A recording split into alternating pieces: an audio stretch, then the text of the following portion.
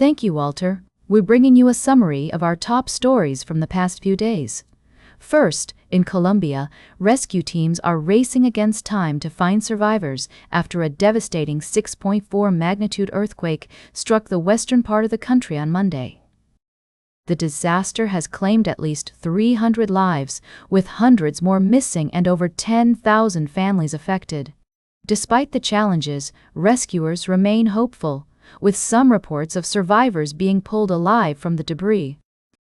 We will continue to follow this story and provide updates as more information becomes available. In other news, the U.S. government has announced a new initiative to recruit private security firms to conduct federal government-authorized operations against overseas-based criminal organizations that commit hacks on U.S. persons, organizations, or government entities. This move marks a major shift in the U.S. approach to cybersecurity, and we'll be watching closely to see how this new approach unfolds.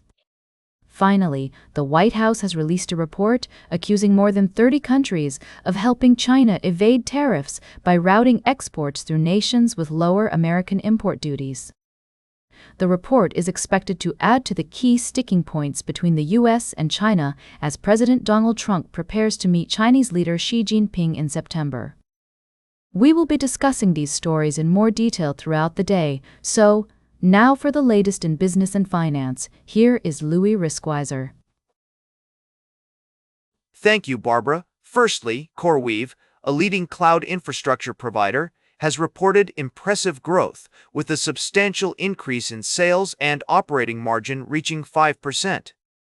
However, despite this promising growth, the company faces significant financial risks, including a potential cash burn of nearly $1.8 billion in 2024 and $2.9 billion in 2025.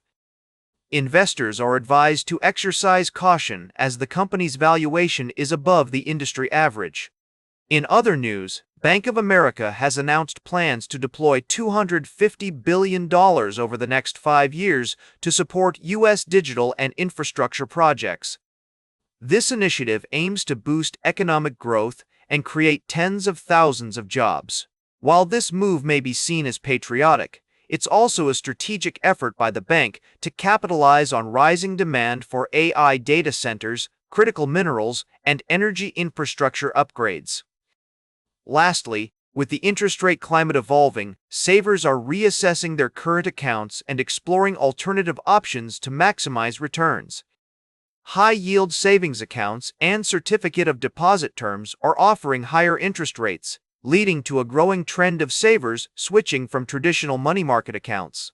It's essential for individuals to remain vigilant and adapt their financial strategies to optimize their savings. As I always say, don't panic and remember that the more things change, the more they stay the same. We'll continue to monitor these developments and provide you with in-depth analysis and insights. And that completes our morning podcast for today. Thank you for listening. Until this evening, I'm Louis Riskweiser for AI Daily Press, the world's most unbiased news source.